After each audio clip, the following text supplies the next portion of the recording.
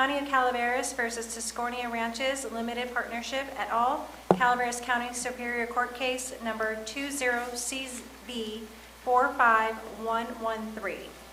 Item 2, pursuant to Government Code 54956.9D2, conference with legal counsel, anticipated litigation, one case, significant exposure to litigation. With that, is there any public comment? There is no online public comment. And none in the room. Okay, with that, we will convene into closed session and be back here at 9 o'clock. Thank you.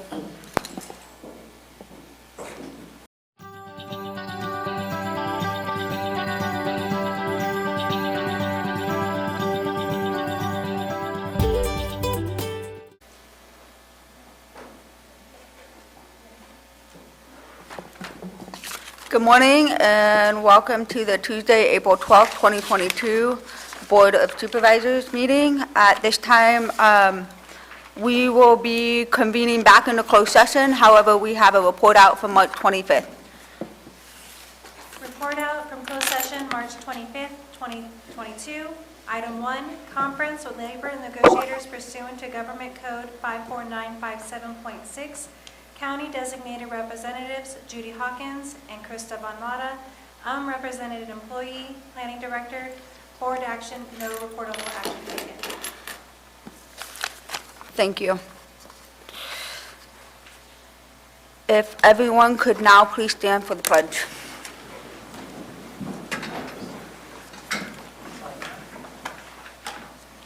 Pledge allegiance to the flag of the United States of America and to the republic for which it stands, one nation, under God, indivisible, with liberty and justice for all.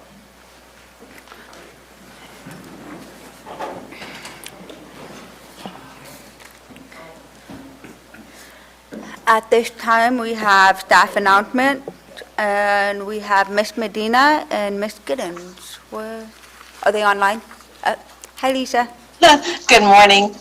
Good morning, Madam Chair, respective board members, CAO Von Lada, County Council, Deputy Clerk of the Board, and our Calaveras community. Lisa Medina, Environmental Management Agency. Today, staff announcement, have Miss Medina and Miss Giddens. Today I have many wonderful updates from our Animal Services crew. This past weekend, our focus partners, animal service staff, and our wonderful volunteers put on another successful rabies and microchip clinic here at the Government Center. 163 rabies vaccines were given, along with 89 microchips. We are headed towards making sure all of our Calaveras animals are protected against rabies, and for our fur babies that may get lost, they will be able to find their way home. Thank you again to Dr. Jenny Rengett for your time and commitment in helping us and our animal services team be more successful in reaching our goal to vaccinate all of our Calaveras animals. Our next free clinic will be held here at the Government Center on May 14th. We have many kitties that are up for adoption, and I'm sorry that we do not have pictures that are rotating through our PowerPoint today. However, some of our kitties are very shy, and they are a little bit held back. They hold back on their glamour shots. So we promise that we will be taking a little bit more pictures over the next few weeks, and we'll have those available for our next PowerPoint meeting. We have several kitties that are looking for their forever homes, including Thomas, Rumble, Snugglepuss, Saucy, Bailey, Sugar, Spice, Natasha, Sue, and Dot. A huge thank you to our 11 cat volunteers who gave 88 hours of their precious time to our kitties in March. Our cat volunteers help with socializing, cleaning, normal standard operations, and sharing their love. We have several dogs that are available and up for adoption currently, including Roscoe, Mayo, Bruno, Molly, Coda, Xander, Maya, and Hank. One of my favorite stories and something that is very heartfelt and dear to us and our animal service crew is Madre. Madre was finally adopted after 5 months. She came back a few times, but we think this time she has her forever home with a great young family. We are very happy to know that she is going to be in a very loving home. and it brings, it's very emotional for us, and I just want to thank our commitment to making sure that we are committed to our animals here in Calaveras County and making sure that those animals under our care find their forever homes. I would like to thank our community, our Board of Supervisors, and our animal shelter partners and other focus partners that help us on an ongoing daily basis. We cannot do it without you and your support. Thank you very much. I hope everybody has a great day. Thank you. Thank you, Lisa. Nancy?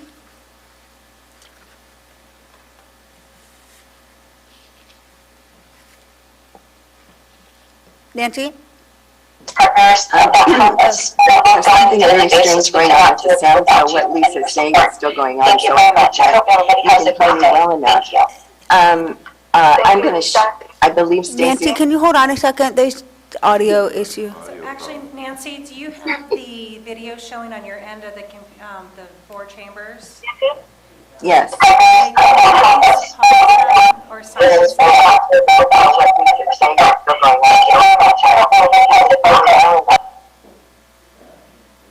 You have to shut down or the video from the county website, but keep up your Zoom.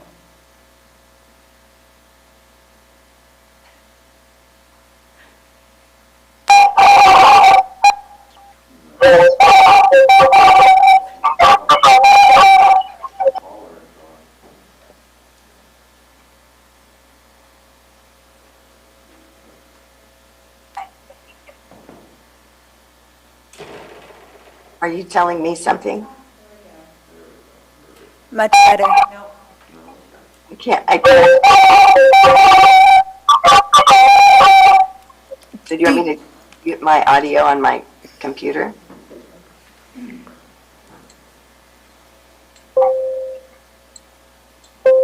I don't know what you want me to do. Telling me something. Do you want to work with her and then we'll come back? We'll bring her back to do her announcements. Why don't we do that? And then you can give her some time to help with the audio. On my computer. I don't know what you want me to do. Are you able to mute her for now from your end, Stacy? Yeah. Not to be rude. Thank you. Okay, we will come back later and get you, Nancy. Thank you. Next, we'll move on to recognitions and acknowledgement. And at this time, I'm going to move this item over to Supervisor Stopper. Almost had me. Thank you, Madam Chair.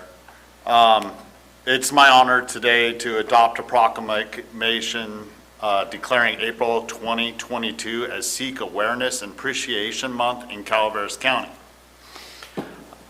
Whereas Sikhs have been living in Calaveras County over 2 decades and in the United States for more than 120 years.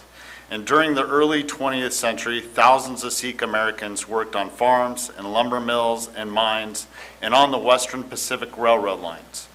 And whereas Sikhism is the 5th largest religion in the world, and today there are more than 25 million Sikhs worldwide and an estimated 500,000 Sikh Americans. And whereas Sikh Americans pursue diverse professions and make rich contributions to the social, cultural, and economic vibrancy of the United States, including service as members of the United States Armed Forces and significant contributions to our great nation in agriculture, information technology, small business, the oil industry, trucking, medicine, public service, and technology. And whereas Sikh Americans distinguish themselves by fostering respect among all people through faith and service. And whereas Calaveras County is committed to educating citizens about the world's religions, the value of religious diversity, tolerance grounded in First Amendment principles, a cultural of mutual understanding, and the diminution of violence. And whereas today the Calaveras County Board of Supervisors seek to further the diversity of its community and afford all residents the opportunity to better understand, recognize, and appreciate the rich history and shared experiences of Sikh Americans. Could you come forward is there anything you would like to say? I'm blessed to have 3 members of our Sikh community here today. Some of them are, I believe, in my district. They moved from Ms. Follendorf's district some time ago. But we're very happy to have you here. If there's anything you would like to say, we'd appreciate it.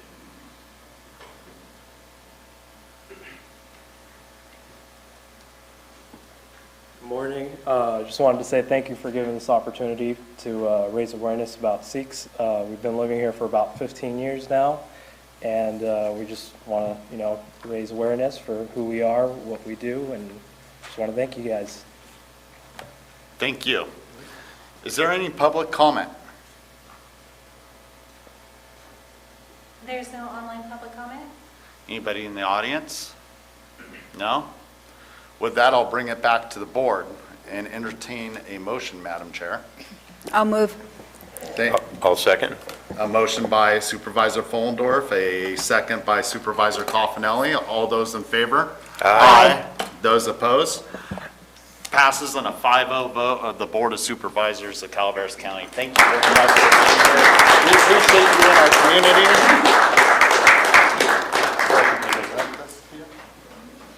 You gotta read the now for. Oh, yeah.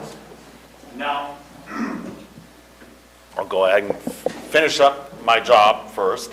Now, therefore, be it proclaimed that the Calaveras County Board of Supervisors do hereby proclaim the month of April 2022 to be Sikh Awareness and Appreciation Month. We appreciate you.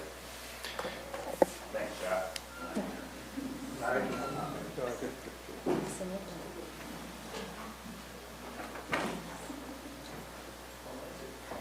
You, sir. And great members of our community.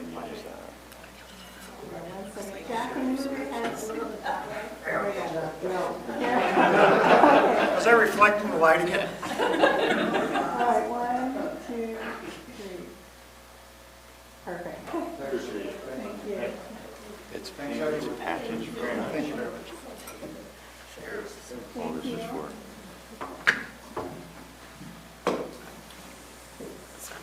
I'll swing by and get some gas next week. One of the best prices in the county.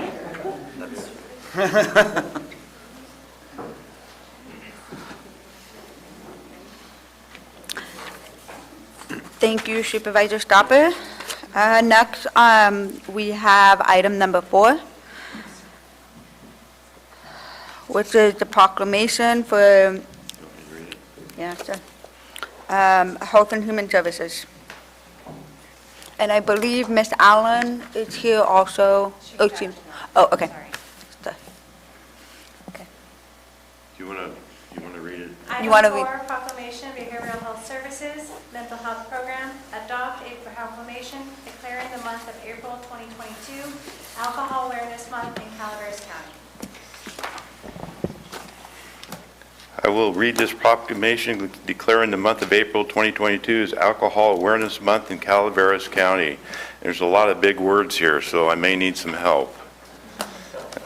Whereas Alcohol Awareness Month is a national public health awareness campaign sponsored by the National Council on Alcoholism and Drug Dependence, the NCADD, developed in order to increase awareness and understanding of both the causes and treatment of one of our nation's top public health problems, alcoholism.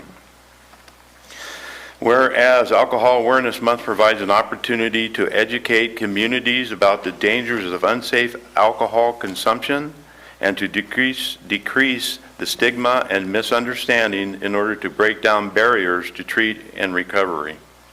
And whereas alcohol is the most used substance by youth and adults, and an estimated 95,000 people, approximately 68,000 men and 27,000 women die from alcohol-related causes annually, making alcohol the 3rd leading preventable cause of death in the United States.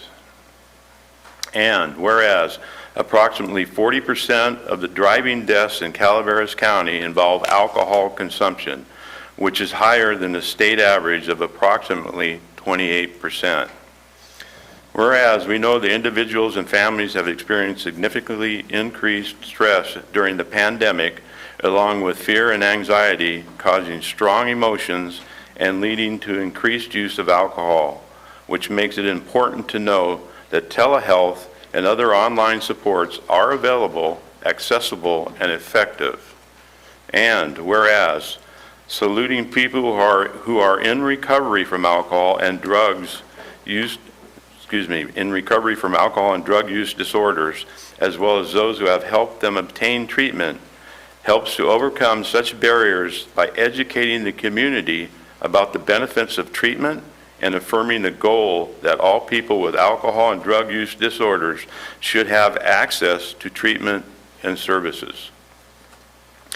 Whereas we resolve as a community to continue to support those struggling with substance use disorders as they enter and participate in treatment, and to support strong alcohol policy safeguards to encourage their recovery. So Wendy, you want to come forward? You have something to say?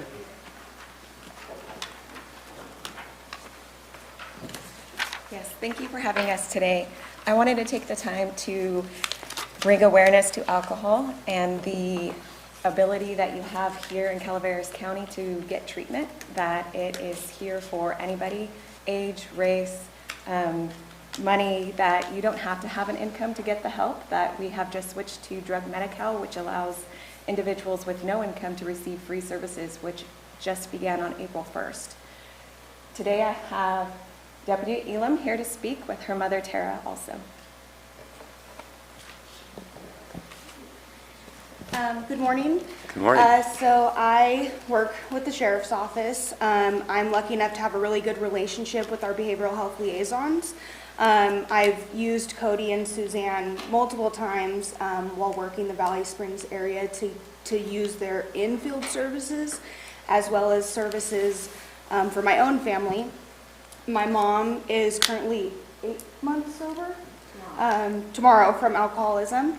And we were lucky enough to have Cody help us get her into St. John's, which is in Sacramento, and she kind of facilitated that whole situation, which has led to this 8 months of sobriety and hopefully a lifetime of it. Mom, would you like to talk? Hi, good morning. I've been struggling with alcoholism for about 5.5 years. I've basically had a normal life, a great life, great kids, as you can see. But after a series of events, I started using alcohol, and I couldn't control it. I lost all choice of how to do anything, and I couldn't see that it was alcohol doing that to me. I just refused to believe that, a smart person like me could let alcohol beat me. After trying several rehabs that my insurance sent me to, just nothing seemed to work. Finally, it got so bad that I was going to be living on the street, and I'm not cut out to live on the street. So my daughter and the sheriff's program here and the behavioral health people, they found this program for me that was a total lifesaver. I'd fought against going to any type of program that was longer than the couple-month rehab. And this place really worked for me. It afforded me the chance to get into AA and actually work the program and then see that I can turn my life around. And so, I owe, so much gratitude to your guys' county for that. Thank you. It's making me emotional. And tomorrow I'll have 8 months. Congratulations.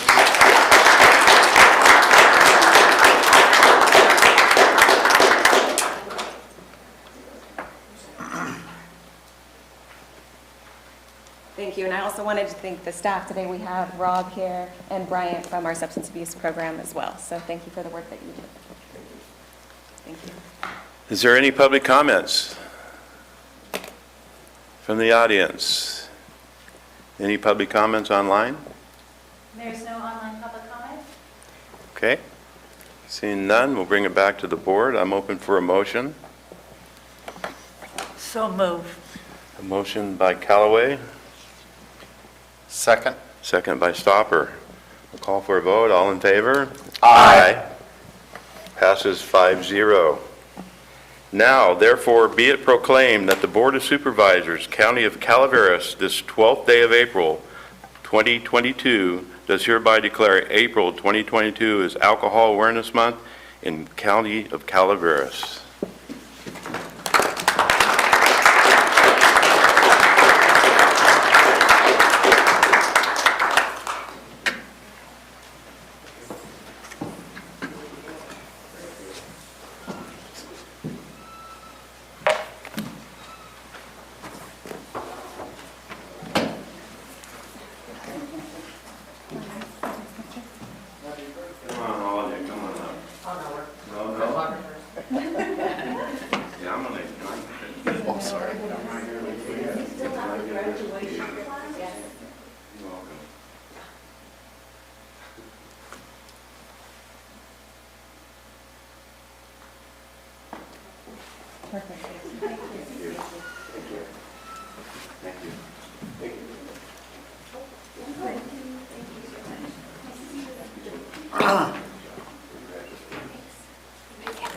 Wonderful story. I appreciate it.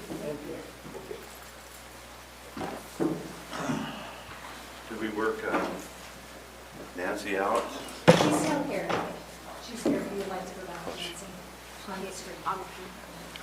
Please.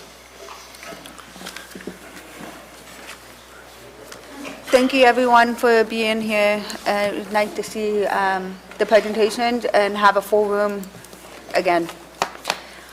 We're going to bounce back to Nancy for staff announcement. Hi, Nancy. Hello. Thank you. I apologize for my technical difficulties. Last week was National Library Week, and I did not do a proclamation because I didn't want to do it post week, but this week I would like to just share with you a few things that the library is doing and bring you up to date on a few things. And before I do that, I'd just really like to thank the Board of Supervisors for their continued support for the library department. You enable us to just serve our county so well and meeting their informational needs, their recreational needs, and we hope even their social and emotional needs as they participate in our programs. I have to say thank you to my amazing staff who are so committed to serving our county in all of the branches that we have around the county, as well as the volunteers who've been faithful to us throughout the COVID pandemic and on into freer days that we're experiencing now.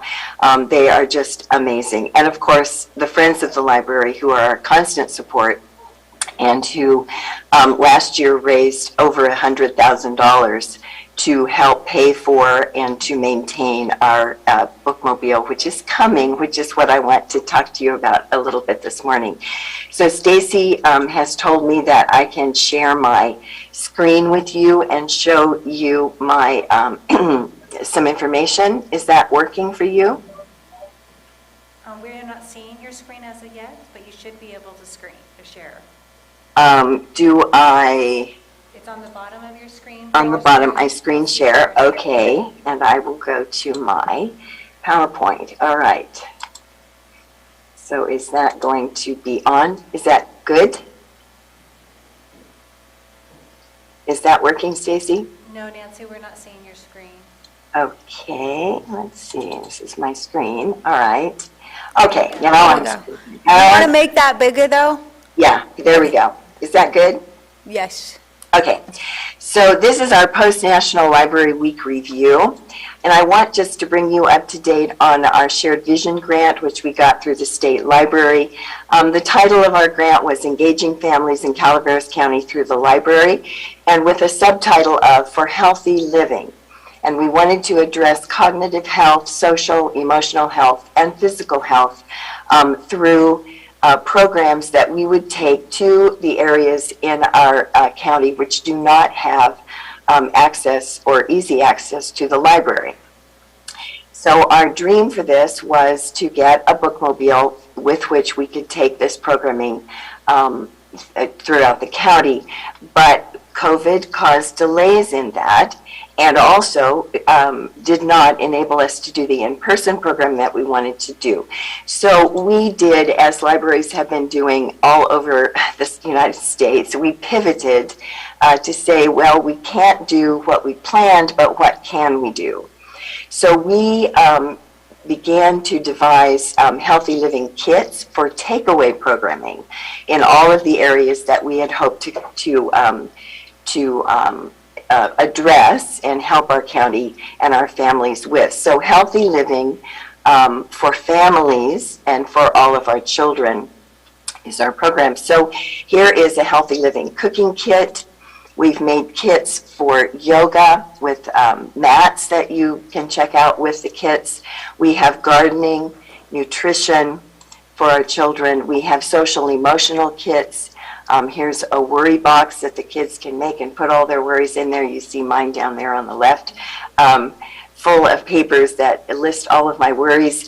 Family kits for talking about the difficult subjects of anger and stress that we all experience, and then working through those things together. Our family kits have books for the parents as well as the children, and an activity, a game, or something to do. So we were unable to do a lot of what we had planned in the in-person programming, but we were able to get at the Central Library pods, and then we also have boxes for growing plants, and our children here in San Andreas have been involved in taking care of these plants and nurturing them and planting new things. And then with the boxes, we have been able to take those mobily to an area that we've been able to serve. So our grant said that we would serve the areas in our county where we don't have library services. So because we didn't have our vehicle, we were not able to do that. When our vehicle was delayed, again, we were supposed to get it mid-September, we decided, well, we need to do something and take some programming mobily. So we've gone, since November, we've been going to the Railroad Flat Co-op in the town community center there. Our staff have been taking STEAM programming. You can see they're doing some nutrition lessons and the gardening lessons. And we've also been taking art and ukulele classes to that little co-op. So that has given us an opportunity to have regular programming in an area that we hope to reach with our bookmobile. And so, yes, the bookmobile really is coming. Here it is. It's not finished on the inside, but it will be coming to us, we hope, in the month of May, and we hope with all of our hearts that it will be in time for a really nice launch of it at our county fair. Casey Barnett, a local artist, designed our wrap, and you can see, I'll go back to this slide so you can see our frog, and he has a little ore cart there full of books, taking them all over the county from the mountain to the valley. We've also been developing our mobile branch collection. We have a huge collection of children's books, kits, DVDs, audio books, adult books. You can see they're on the shelf, Westerns and Mysteries, DVDs, and the whole gamut of materials. We've also been able, with our grant, to purchase some Playaway learning tablets. These do not need the internet. They're not connected to the internet at all, but they're just a little device that children can interact with digital resources, learning resources. And so there's a preschool academy, a reading academy, and a STEAM academy. So we were able to buy 30 of these, and these will go into the bookmobile and also to other sites. So I feel that although we were not able to do what we wanted to do entirely, we really have fulfilled the terms of our grant and tested our program by taking it mobily as well as we could with just our own vehicles. But there's more from the state library. The state library has been really supportive of libraries during the pandemic. We have now many workforce databases on our website, calaveraslibrary.com. Special ones for veterans, all of these to upgrade your work skills as people are getting back into the workforce or even changing, preparing for a new career. We have 7 of these. LinkedIn Learning has wonderful things on mental health and mental wellness, skill development, digital skills, entrepreneurship, much, much more. So these have been made available to us for free from the state library. Also, they paid for many databases for us, and with our grant funds and with special grant funds during the pandemic, we were able to get these 3 wonderful scholastic databases for our children. We are hoping that the community will use these. They're amazing for 3 age groups. Wonderful, wonderful resources for our children. Especially, we feel that homeschool parents could benefit from these resources that are beautifully done and very book-based and sound research-based. But last but not least, the State Library has provided for us home connectivity kits, and we're very, very excited about these. With all the digital resources provided for us and for other libraries, all of us have become much more aware of the digital divide. From rural to urban. Of course, in our county, we have many people who have no internet and have no access. So these are a Chromebook, which will have a hotspot that people can check out from the library and take to their home and connect to the internet with that through that hotspot, and they can borrow these from the library. And then of course we hope that they will return them so others can benefit from them. But we will have these out. We're working now on the hotspots and getting those all set up so that we can have these for checkout.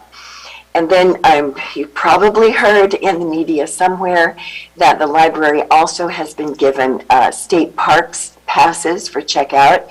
We have just launched this. We are launching it today. Well, actually, we launched it yesterday in the sites that were open.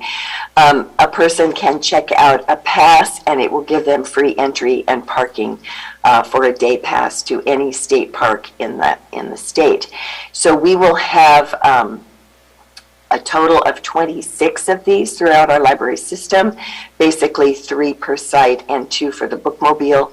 And we will make these available to our patrons. You can check them out for a 2-week period, use them, enjoy them, and then return them for other people to use. So that is our report basically of what we have been most actively involved in this year.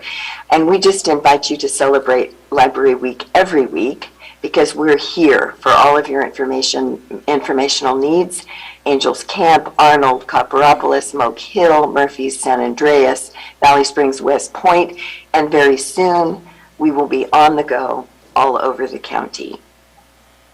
So that is what I would like to share with you today. Thank you for letting me share, and I hope to see you in the library. Thank you, Nancy, for all of that information. We really appreciate it. I think we all learned a lot. Great. Is there any public comment? There's no online public comment. Thank you. Thank you. I really like the state park passes, though. I think that's pretty cool. It's quite nice, yeah. Okay, with that, we are going to move back to general public comment. Any item of interest to the public that is within the subject matter jurisdiction of the board and is not posted on the consent or regular agenda may be addressed during the public comment period. California law prohibits the board from taking any action on any matter which is not posted on the agenda unless it is determined to be an emergency by the Board of Supervisors. Is there any general public comment for anything not on the agenda? Laura, this is your time to speak. Thank you. And please be mindful of the light on the podium. It'll show you what your time is. There's a light there with green, yellow, and red. You get 3 minutes to speak. Okay, And then I've that'll printed out light. something to try and summarize my problem, and I'm going to read it as fast as I can. And if I get cut off, there's copies for you guys to read on your own. Okay. Yeah. Tell me when I should begin. We're going to wait for the clerk As soon to as the get green back. light starts. Yeah. Okay, you're good. Good morning. My name is Orette Chalmers. I'm here today to inform this board of the grievous errors made by several county departments regarding my property located at 3150 Crestview Drive, Valley Springs. I would like to give you some background and a timeline summary explaining what has led me to fall victim to these errors. In 2019, after surviving the declared disaster of our hometown of Paradise, where it was burned to the ground, my husband and I began looking for a home where we could begin our lives again. In February of 20, we found a home and did our due diligence to make certain it would work for us. Prior to purchasing, we visited the county offices researching the property history. We found that there was an access easement designated on the assessor's map. We inquired upon the planning department on February 18th and spoke with Madeline Flandreau, who informed us that the easement was for parcel 3 only. This made sense to us since the parcel was landlocked by a lot split in 2005. Our property already had access from the driveway to the house. The house got its certificate of occupancy in August of 2015. The septic was finalized in August of 2015, and in December of 16, the solar permit was permitted and installed. We then went to Public Works and the building department to get individual requirements for building of a shop, for a future shop. Satisfied it would be feasible for us to put a shop where my husband wanted, we purchased the house in March of 2020. In October of 21, we applied and received approval for a permit to build a whole house generator. In December of 21, we hired a contractor to build the shop. He told us that the permit process would take a couple of months. When the building was delivered on March 26, 22, I decided to call the building department.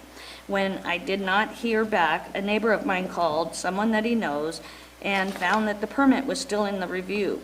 And he thought there might be a mix-up with the parcel number. Our contractor went on April 5th and was told conditions needed to be met for road access and was asked to have the property owner come and talk to them. I went to planning that day and spoke with Gina Coughlin and Madeline Flandreau. I was handed a parcel map that had the conditions highlighted, and Gina said this should never have happened. She explained that there is no access strip on my property, even though I have a driveway with full access. She said that she would need to speak with other department heads, and during our conversation, she asked if we would be agreeable to doing a lot line adjustment, eliminating the access easement. I told her yes, since we don't need the access. That afternoon, she called Public Works, Robert Passenger from the Public Works Department, and he agreed with her, but that she told me that your time is up. Thank you. Okay. I will call you later. Thank you. I appreciate your time. Okay. Is there any other public comment? Is there anything online? There is no online public comment. Okay. With that, we'll move on to the consent agenda. Consent agenda items are expected to be routine and non-controversial, and they will be acted upon by the board at one time without discussion. Any board member, staff member, or interested party may request removal of an item from consent for later discussion. Is there any board member that wishes to pull an item from consent? I do. Item number 14. Is there any staff? Any public? There are no online requests. Okay. Seeing none, there a motion to approve consent agenda item other than item number 14? So moved, Madam Chair. Is there a second? All those in favor? Aye. Aye. I feel kind of bad, Madam Chair. We got all these people here. Yeah, I mean, yes, thank you everyone for being here. Save your voices for later. Come on, you can talk about it. Goodbye, Mr. Eggleston. We'll take a Bye, moment. Chief. Chiefs. Sirs.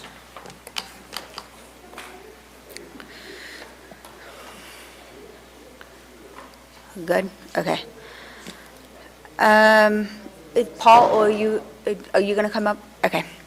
So I pulled this because I wanted to have some clarity on a couple questions. I had already contacted staff with my questions on these. and I know the board had a discussion, a robust discussion last month, but I just think there's some clarity. So I'm going to hand it to you to answer the question. So a lot of it is related to the transfer from the contingency fund and what, just the details of that. Sure. First off, Madam Chair, respective members of the board, Jennifer Cashy, Department Analyst for Integrated Waste. So this particular transfer is with regards to Rock Creek Phase 3 design and consulting, engineer consulting services. We entered into this contract in 2020, March of 2020. There were some tasks related to this contract that we have reallocated the budgeted amounts to more properly, I would say, clarify and more properly represent what this contract, the purpose of the contract. So previously there was some mention of a slab improvements at the Rock Creek shop, a Red Hill, the Red Hill, we were doing an annex improvement on it, and a flocculation station down at Rock Creek as well. So those tasks have, those would be tasks 6, 7, and 8 within our contract. And those, the allocated value to those have been reallocated to represent the joint technical document, the revised drawings and figures for Phase 3, and preparing new plans and the preliminary closure and post-closure plans. This budget transfer is coming directly from the Solid Waste Capital Improvement Special Revenue Fund. And I do have the amended language of the contract that we have done and the amended budget with the tasks outlined associated with each one, for each one of you, if you'd like to review it. Sometimes it helps to get a visual on these. If you want to, yeah, absolutely. You can reference these. I don't think that's going to fit, maybe. Is there a reason this isn't included inside the agenda when we're, a $250,000 sum, Yes, and the reason why, are you I'm- wondering why it was on the consent agenda? Is that what you're wondering? No, I'm asking why this information isn't included as part of the packet, even if it is a consent item. We should be able to weigh in on the information as a whole, Jennifer. Understood. I was under the understanding that back at the February meeting, when we received direction to move forward with the permitting process and the new WDRs, that we were going to have to move forward with that. And unfortunately, these come with costs. And prior to having any, a recommended budget for this year, we did not have direction at that time, so there was no funds allocated for this project. So with that direction, we needed to have funds allocated to our capital improvement, the 1040, 1060, to be able to properly book this project. And I have worked closely with the auditor on this. We have communicated to nauseam. She's very aware of this. She's supported this project, and it is booked properly.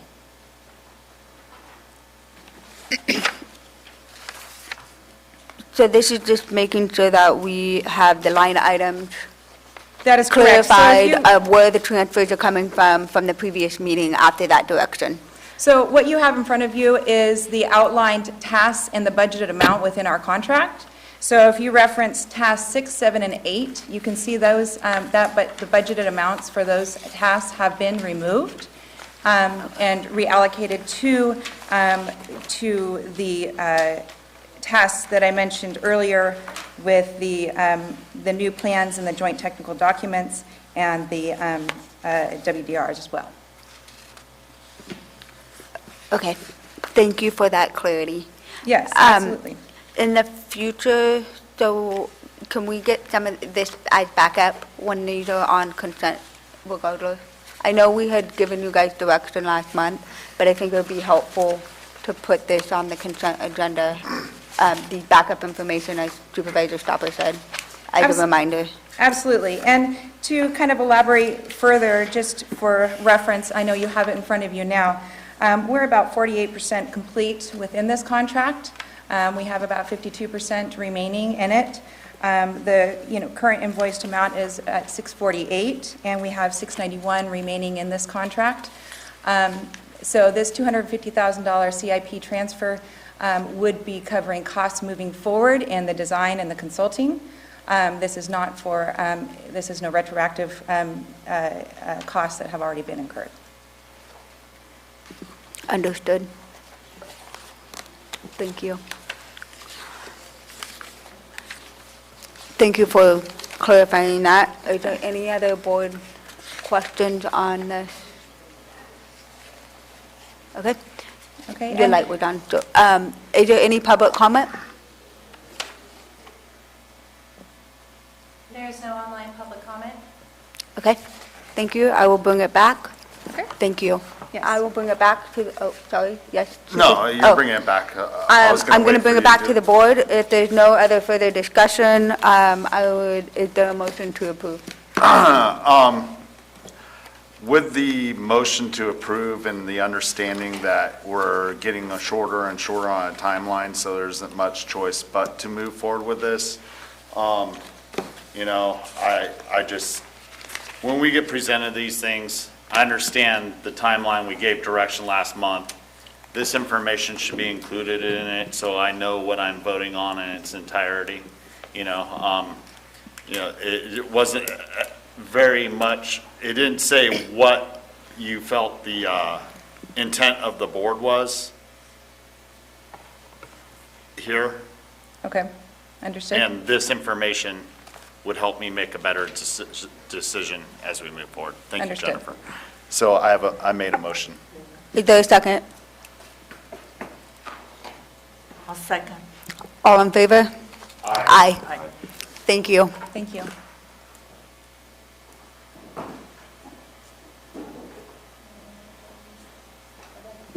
We will move on to the regular agenda. Item 19. Is that Item Judy? 19. Oh, okay, sorry. Go ahead, Stacy. Item 19, action item, human resources, approve a countywide telecommuting policy. Ms. Good Hawkins. morning, Madam Chair, members of the board. Judy Hawkins, Human Resources and Risk Management Director. I am bringing back before you today the permanent telecommute policy that we are recommending be adopted for county employees. The policy is written in a manner that department heads will be able to determine if telecommuting is an option for employees who have requested it. So the idea is to make sure that they can properly manage staff who are telecommuting. They can also be able to determine performance, and the telecommuting is not creating heavier workload for the employees within the department. And so Human Resources will work with department heads, train department heads, so that they are properly measuring these areas. Also, the responsibilities on the employees is they do have to have an ergonomic workspace, so they have to have a dedicated workspace that meets the requirements. We have put a process in place that employees will submit the information or picture regarding their workspace, and our safety specialist will be following up with the employees on a Zoom meeting to go through and verify that they do have everything that they need to be able to work safely and efficiently in their home workspace. So one of the items that I do want to bring up that we did not discuss at the last meeting is we have been asked by a department head to allow out-of-state work. Out-of-state work will create some challenges.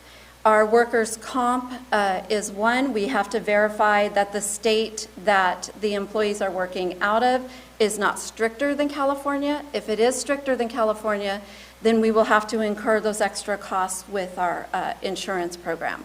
Also, doctors within the different states will have to accept California workers' comp payment plan. And then the other issue is that if there is an accident, we would have to fly the employees out here if there needs to be depositions taken, things like that. We do also have, we do have to ensure that our payroll system can properly process the taxes for the different states. California does not have reciprocity with other states, and so when they're doing work in California, it will have to be charged to California, and then when they're in their other state, it'll have to be processed that way. So we do have to ensure that our systems can properly process taxes, or else we could be on the hook for errors. The other challenges with out-of-state employees is that HR will have to get up to speed on the employment laws of the state the employees are working out of to ensure that the processes, the employment, all their employment rights are followed correctly. So we do, it doesn't mean we can't do those things. It is just a little bit extra work for both HR, risk management, and payroll. So what questions can I answer for the board? Outside of the many questions I asked you, Judy, Ms. Hawkins, thank you for responding. I truly appreciate the county doing this. I find the process very bureaucratic on our part. And I wish there was some way that it could be modified so it's not as cumbersome for staff or the employee, such as I'm going to go visit Uncle Joe in Nevada, and I'm going to be there for a couple of weeks, but he doesn't have an ergonomic chair. I mean, do I have to have an ergonomic chair to work at Uncle Joe's house? And as you could tell from the questions I sent you, I know we do it in private industry. Is private industry as bureaucratic in their process as government is? Do we have to do all those things, all that work that falls on your department or the auditor's department or the department heads, you know, like it has to be reviewed annually? Why? Why can't it be ongoing until it's no longer something that happens between the department and the employee? So the idea is also you have to remember the additional work on payroll, on HR, is for employees to be working out of state. If somebody is going to visit Uncle Joe for 2 weeks, that's not, you know, the idea of this is a permanent policy. And we have to make sure that we set standards that employees fully understand what the expectations are from, you know, the work that they are expected to do at home, that it is clearly outlined. We also have to make sure that our management can clearly monitor if the work is being done or not, because that's what we expect them to do for performance appraisals. And if we do not lay out these expectations clearly, then we can be setting the county up for liability. Because if a department head does not have a clear method of managing what their employee is doing from home, and they go down the road of any type of disciplinary action, then the employee can come back, you know, this is, you know, unfair, I wasn't given clear expectations. So we are setting the outline to make sure that expectations are clear for both the department's management and also the employee, so that we can have a successful program. I know it is work on the front end, but if we don't do this work on the front end, we can have a lot of problems on the back end. Supervisor Garamendi. Thank you. 2 questions, Judy, and thank you for bringing this forward. Have we consulted with our labor unions, and are they on board with this? Yes, and so we worked extensively, especially with SEIU, and SEIU was the one who recommended we put in the 10 days for it to be approved, those type of timelines, to make sure that the request does move through the department. Also, the ability to appeal to the department head if their direct supervisor or manager turn it down. So yes, we have worked with them. Second question is, a lot of our programs, we are a public service, so we need to be public facing. Are we ensuring that we will have people who are public facing will be there? That's, everything from a road crew to planning desk to building desk to enrollment services and health and human services. Have we taken that into account? I want to make sure that we are physically present. Yes, and that's why I know that it seems heavy-handed, Supervisor Callaway, but that's why we have all of this in there. Because we can't fill potholes from home. My staff, I need staff there when somebody comes in going, I have to talk to somebody immediately, X, Y, and Z happened.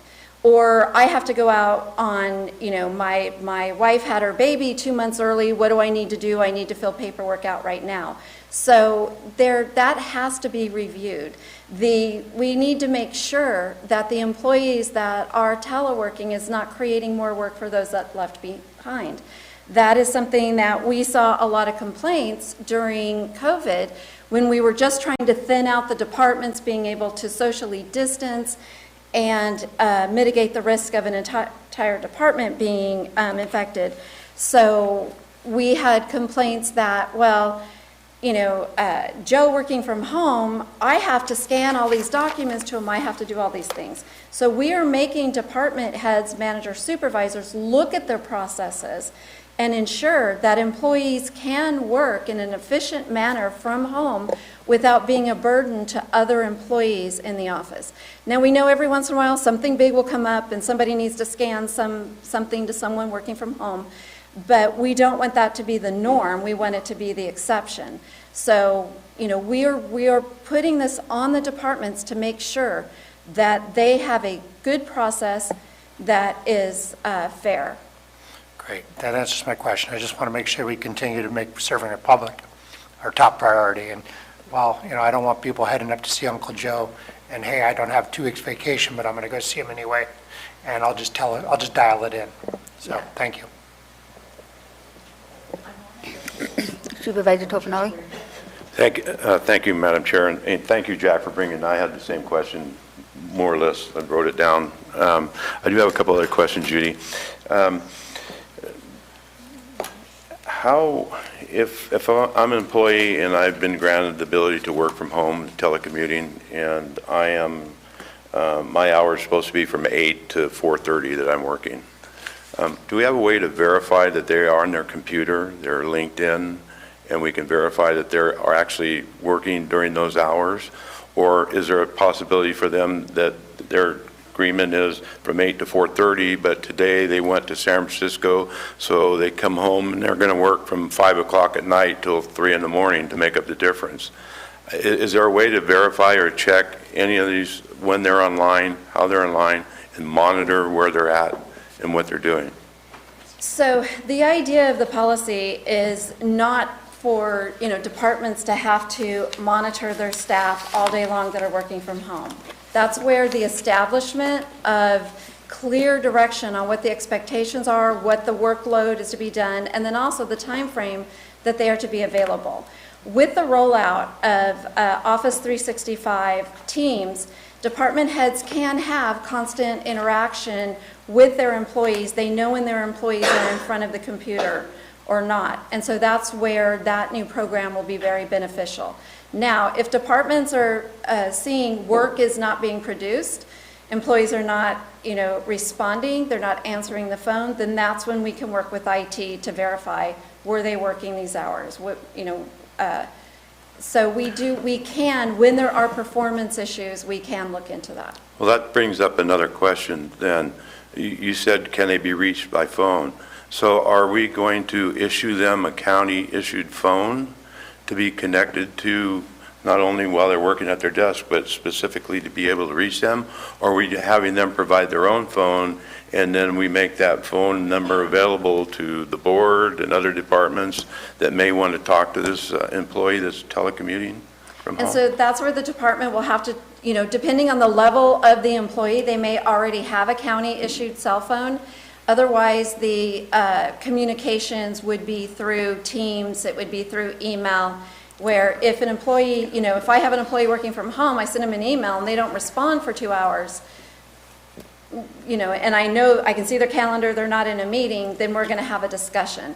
And so that's where, this does state, with this policy, different than our emergency policy, departments are going to have to manage their staff and be able to quantify how much work they are being able, how productive they are from home. Thank you. I have formulating some other questions. Maybe when it comes back, I'll have them together. I just have, it just seems like it's going to put a lot more pressure on department heads or managers to make sure their employees are working and doing what they're supposed to be doing and getting their work done in a timely manner versus them just being at work in their office and being able to monitor there. Now they're having to, well, I have 3 people out working, I've got to make sure this, it just seems like a lot more weight being put on department heads. So it does create more of a workload, but it also then creates a flexibility that departments can have, and then they're seeing, the idea is to see less turnover. And so either you do more work because of turnover, you have less people in the office doing the work, or we can manage this flexibility. And some departments, because of COVID, already have processes in place. Because we did, like I said, all of a sudden we had a lot of people working from home that had never worked from home before. And then we will work with, and there's some departments that it just, may not be an option, but we do have to be able to monitor performance. Okay, thank you. Supervisor Stopper? So I'm stretched on both sides of this issue because there's beneficial uses. I mean, being able to fill positions that we can't necessarily find someone within a close area that's qualified, that's willing to do the job, which would be beneficial. At the same time, more to Supervisor Toffanelli's and first Jack's question when it comes to like public works and everything and not be able to fill potholes from home. My personal perspective, even from the supervisor down, we're all here for customer service. We're here to serve the people of Calaveras County. Let's use an example, and not to point the finger at you, Doug, but like a plans examiner could examine plans from home consistently. So, I mean, I could see a perspective where a plans examiner could be doing a majority of their work from home. But there's that person that comes in, and that plans examiner is not there that day because they're working from home. And there might be a question that they could work through and red line right there so that their permit doesn't linger for days. And I have a hard time saying yes to a majority of these issues. I mean, and a lot of the plan examiner can probably, provided they don't have a 4-year-old crawling up their leg the whole time at home, probably could examine more plans without having their coworkers in their ears at the same time. I mean, there are certain instances where more work can get done. But all in all, we're the face of the community, and we need to be here to provide that. So that's just my general opinion on it. I see both sides, benefits, negatives. My real concern moving forward is to have as many people here as possible so that our community can interact with us. Are there any other board questions? I just have to make an editorial comment. Judy, some time ago, we were recruiting, I don't remember, and she said workforces have changed. And what people are wanting in a work environment are not what has been traditionally thought of. You got to be here 8 to 5 and blah, blah, blah. That plans examiner could talk to somebody over Zoom. They don't have to necessarily be over the counter. We need to look at work differently. There isn't a city or county in this state and probably across the country, including private industry, that are having trouble recruiting people. And so we need to look at work differently, and this is, to me, a stop. We can't look at it the way we've traditionally done it. I mean, can that employee talk to somebody at the counter on the internet or however that works, versus having to be actually in an office talking to somebody at the counter or over the desk? People want things differently in life, employees do, and we have to find ways to service them. It's like Supervisor Stopper said, they could probably plan check more plans if they're home. Well, somebody walks in, they need them. Oh, you know, Mr. Oliver, could you please talk to this employee, and I bring it up on Zoom. Just like we're seeing, we have every day in the boardroom. So, and all of us work from home. Does that mean we should all be having an office here? Yeah, it'd be nice, I guess. I just think we need to look at work differently because we're having trouble recruiting. We're no different than anyone else. And as bureaucratic as I think this is, I think it's at least a step in the right direction of offering things to the workforce as we move forward. So I will tell you, I get multiple articles every day on different HR issues, and we see consistently that, and even Mr. Elliott had made a comment how, everybody was saying with the pandemic, we put things on pause. But now as we're moving forward, it wasn't a pause. Everything, the pandemic has changed the workforce, how we do things, how we think. We have changed, we upped our technology so that we could work more efficient without people having to come in the office. And 40% of people that are looking for new jobs are expecting flexibility. We get calls every day when we put a new recruitment out going, does this position allow me to work from home? And so those are things that the workforce, as Supervisor Callaway stated, has changed tremendously. We do have to figure out ways to be flexible, but we are public servants. And so we do have to make sure that we provide the services that we are here to do.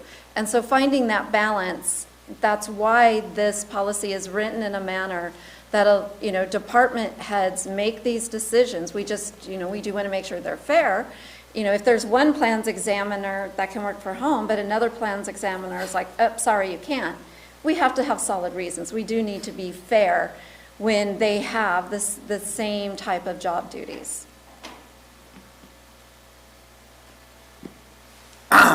Yeah, like I started out with, I brought up the fact that qualified people for positions is a benefit. At the same time, it even gives me more pause hearing that people expect to come in and start to telecommute when they put in for the job. That makes it even harder for me to say yes to this, to tell you the truth, because it's going to snowball from my perspective. And I do still see the benefits of it, and this is the tide change. But more often than not, we are the face of the county and have to be accessible fully for people. And that is, one of our number one concerns, and, the department heads is looking at, this will not change our level of service. But in some areas that are not as public-facing, there is abilities there. I will say, we have other counties sending flyers to our employees stating that they can work from home, all of these things. And so I think it is something that is very important for people. Those that used to be in the office 12 hours a day no longer wants to do that. They want the work-life balance. And how, government has never been cutting edge in those areas. But we do need to focus on how we can attract and retain. We are not the only ones. Our vacancy rate is about 15.3%. When I started, our vacancy rate was 15%. We have consistently stayed about 15%, where now other counties are seeing 20% and above because people are just leaving government service.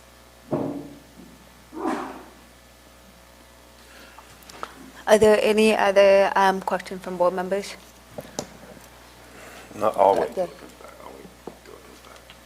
Go to public comment. Okay. Is there any public comment? Is there any, Doug?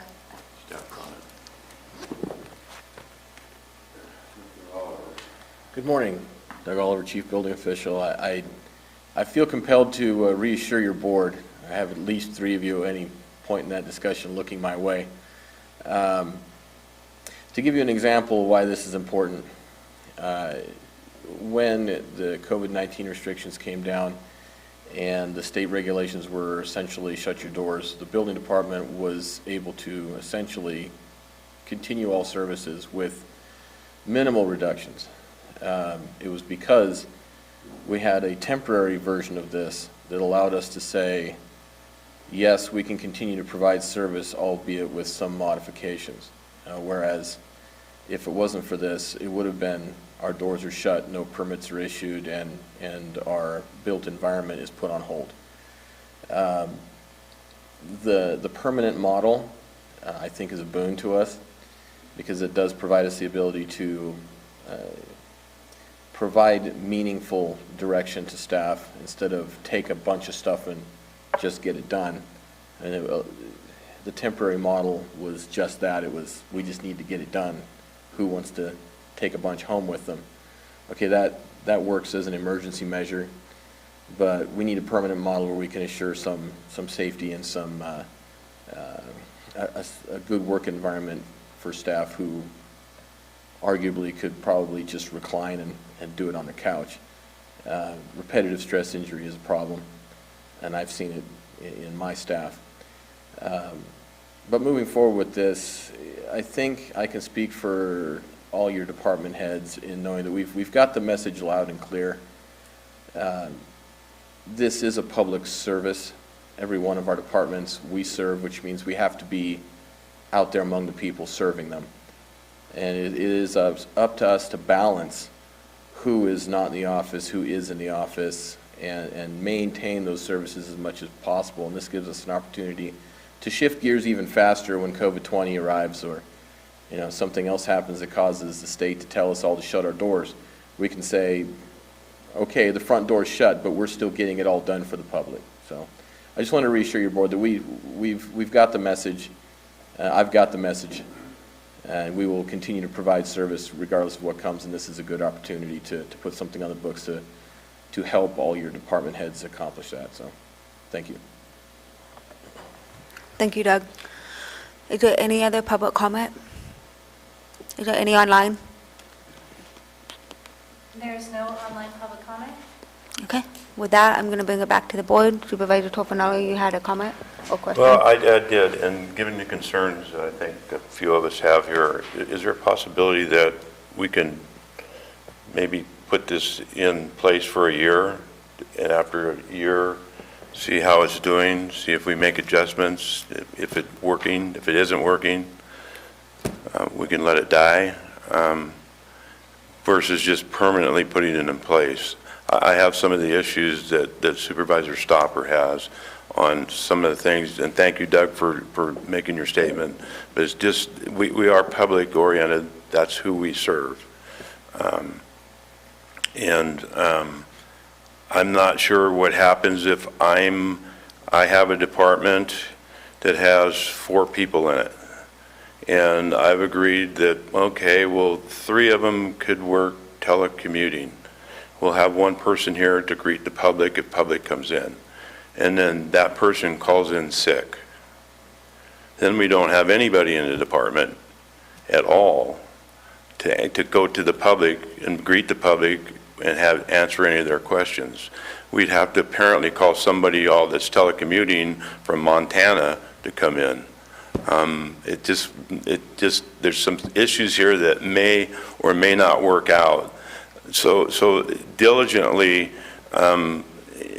if you're a manager, you have to look at all those and say how many people can or can't, or you can work 3 days from home, come in 2, or you can work 2 days or whatever, and try and juggle it. And to me, it just makes a lot more difficulty for a manager day-to-day operations, trying to sort things out and make sure that we are diligently serving the public.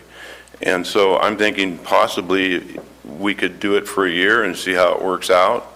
And if it works, that's fine. We can go forward. If it doesn't work, we can make adjustments, or we can say, well, it's just not working. I just want to throw that out there because there's a lot of different things that could possibly happen. And I understand Supervisor Callaway's position and understand what she's saying. And Judy, I know you know because you're an HR department head, you've seen it all over the last 3 years and what's been happening. And I agree, it's very difficult for recruitment right now. There are a lot of counties that are offering this service and being hired. You just work from home. You could be living here in Calaveras County and be working for Los Angeles County. And you could telecommute and you're hired. So, but I wanted to throw that out there as a possibility. Maybe we could put it in for a year and see if it works. And if it doesn't, we can make adjustments or what have you.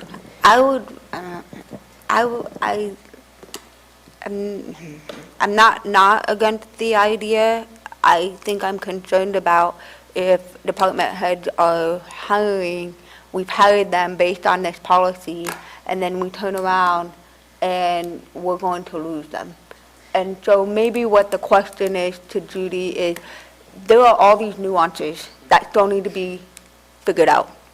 And we have to trust the department heads to manage the department, but give you the necessary feedback to be able to modify this.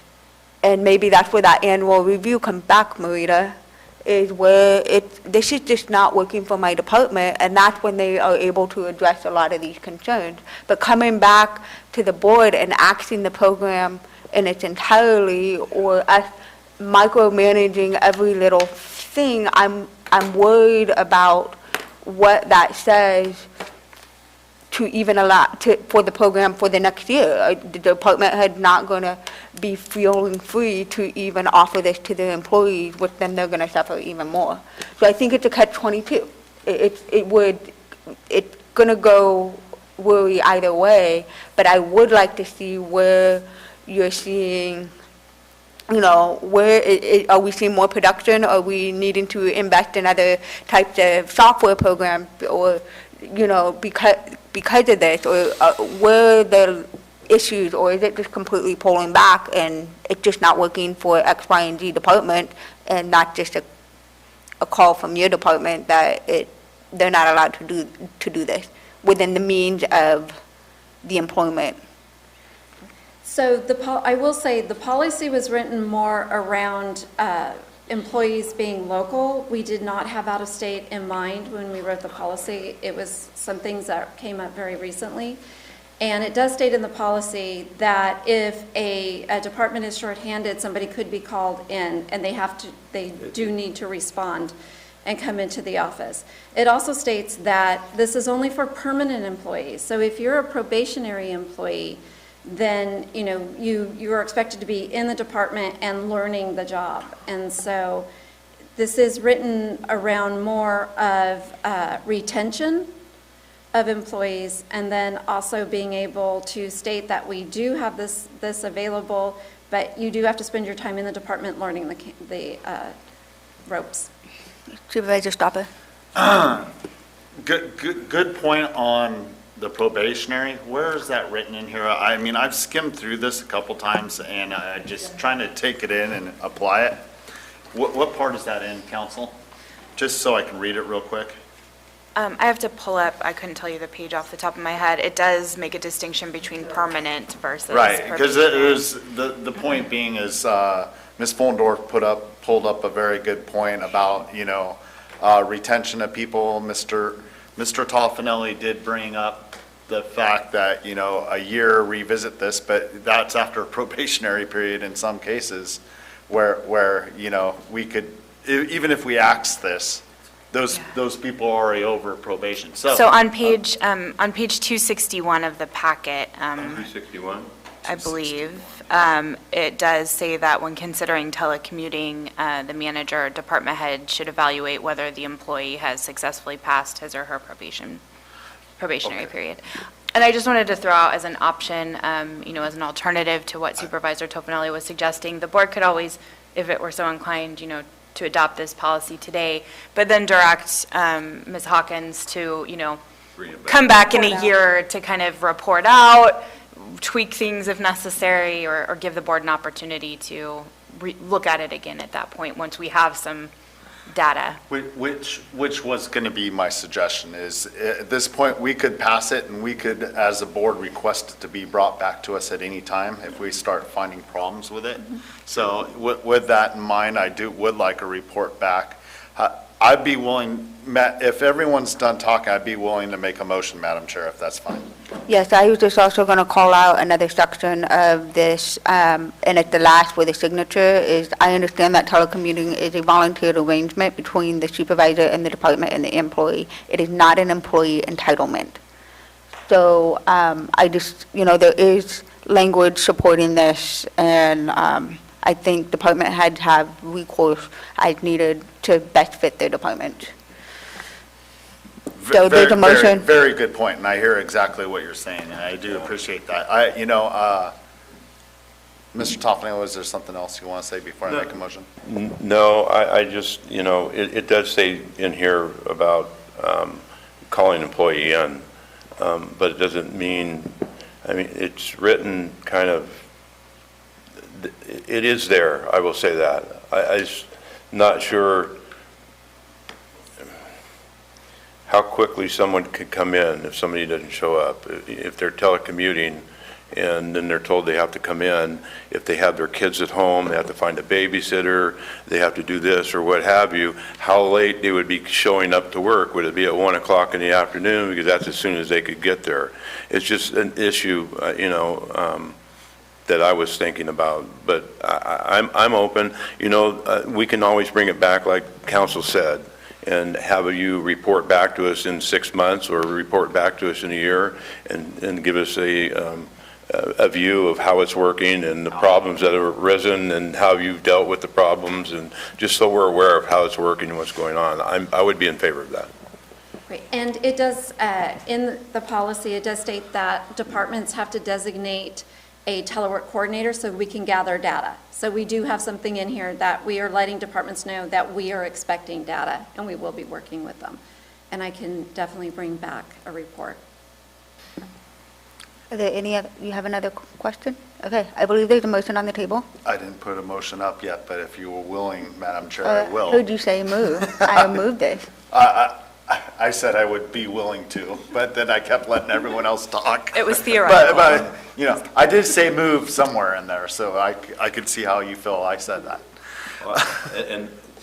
And the motion is that we request that we get an update from HR. My motion would include in 6 months, and that data is beyond what problems you see, how many people from each department are working in that, just a basic broad view of what everyone's doing when it comes to this policy in the county. I do not have any intent of micromanaging each department, but our concerns are, here are valid. So with that, I'll make a motion to approve this with the 6 month stipulation of bringing it back. I thought we were doing 1 year. I'm making a motion, Madam Chair, and I'm saying 6 months. There's a second.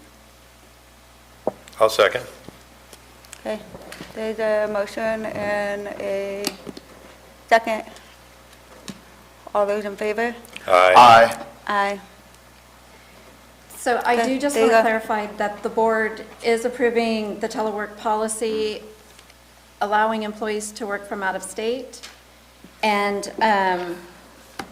then bringing back in 6 months with all the demographic information. Yes, that's all, that's what's in here, that's what we just approved, and bringing it back in 6 months with information. You need to turn your mic on. My apologies. That was my motion to approve the telecommuting policy as delivered with a report back of 6 months, as we said. And I think all the department heads should hear our intent behind it, that there are concerns. So please hold the fine line when addressing it.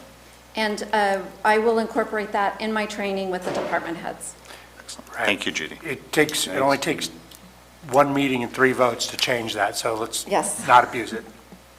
I will make sure they all understand.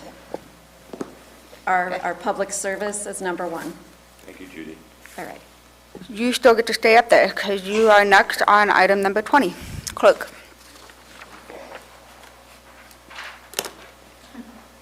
Item 20, Resolution, Human Resources, adopt a resolution appointing Gabriel Elliott to the position of Director of Planning effective April 12, 2022, and establishing compensation and benefits. So, Madam Chair, members of the board, I am very happy to bring before you today Gabriel Elliott and recommending the approval of the resolution to appoint him as Planning Director. Mr. Elliott has a tremendous amount of experience in the planning and economic development areas, and we are very excited to have him here. Welcome. I think this is a long time coming for all of us. So at this time, do you want to come up and speak?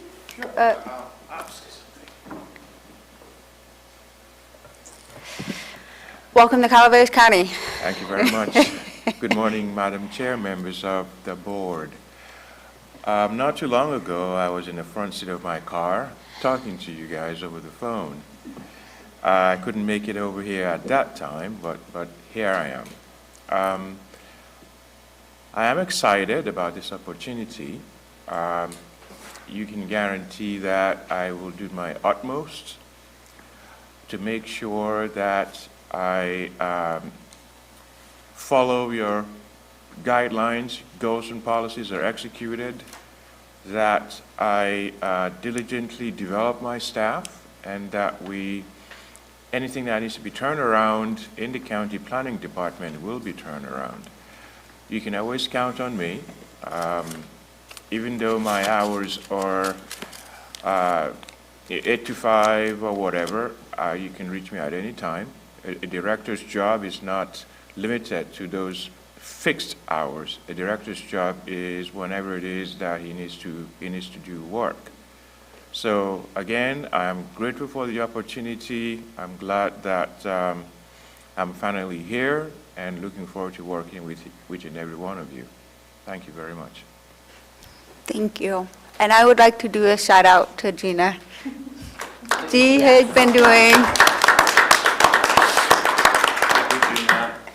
See how big that smile is on her face right now?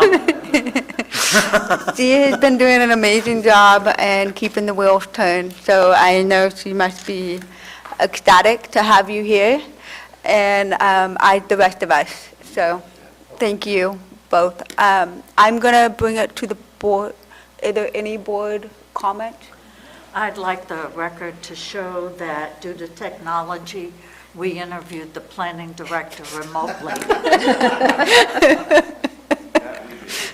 Also due to the failure of technology and not being able to clear the roads in time. Yes, we will mention there was a snowstorm involved. Who was remote, us or him?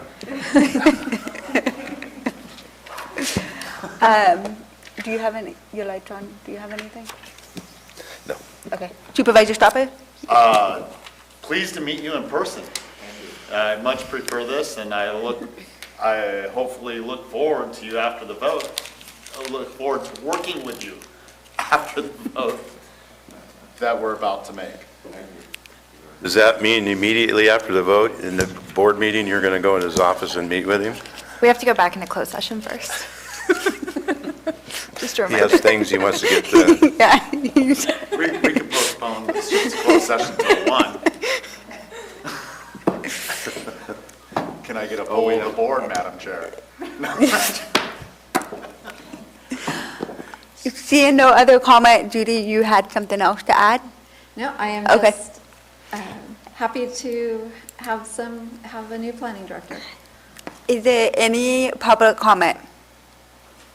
There is no online public comment. Okay, and seeing none in the room, I am going to bring it back to the board for a motion. So moved, Madam Chair. Is there a second? Second. All in favor? Aye. Congratulations and welcome.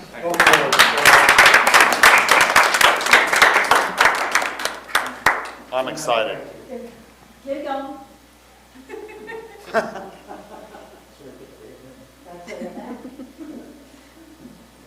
Thank you. Thank you. And with that, we will go to supervisor announcement and then reconvene into closed session. So with that, Supervisor Callaway, do you have any announcements? No. Supervisor Garamendi? I got the opportunity to go down to Sacramento. Mike? Thank you. I got the opportunity to go down to Sacramento last week to testify to the Assembly Technology Committee on Golden State Connect. If anybody would like further information on that, I'm happy to give it, but we're moving quickly. It's pretty exciting, and I think I've been Instagrammed. Yes, you were on the gram, On the Supervisor ground, so Garamendi. that's neat. On the gram. I'm catching up with technology personally as well. You were telecommuting. I was dialing it in from Sacramento. But thank you. Thank you. Vice Chair Topanelli? I have nothing to report at this time, Madam Chair. Thank you. Supervisor Stopper? I'd like to report that Saturday, May 7th, 2022 is the 22nd Annual Kids Fishing Clinic. It'll be from 9 a.m. till 1 p.m. First through 8th grade, Murphy's Community Park. Go south on Algiers. At the Murphy's Hotel, children must be accompanied by an adult. And I don't want to limit anybody to below first grade not being able to show up. They're all welcome at any age. You know, it's a great derby, good times. Mr. Garamendi will be showing up. I would like any of the board members that want to show up to Ms. Callaway's district that would like to help out with it. You know, we can all be there and help out. Let's just not talk business. Ben's cooking. Yes. What do you mean not talk business? Sarah won't be there. Actually, Sarah's going to be there. I voluntold her just now. It's news to me, but okay. Voluntold, I like that one. You better hold that, keep that date open. I can telecommute. I have one other thing. I attended the Sheriff's Association fundraiser, and it was good to see that all our board members showed up to it in one way or another. You know, I see them across the road. I mean, the room, across the room, said hi to everyone. It was a really good time. Throughout the time, Miss Barbara Yoke came over and we bid on a cake. And we got lucky enough to get it. I went ahead and paid for it because we're all going in on it. And all of a sudden, I think I made money on that cake.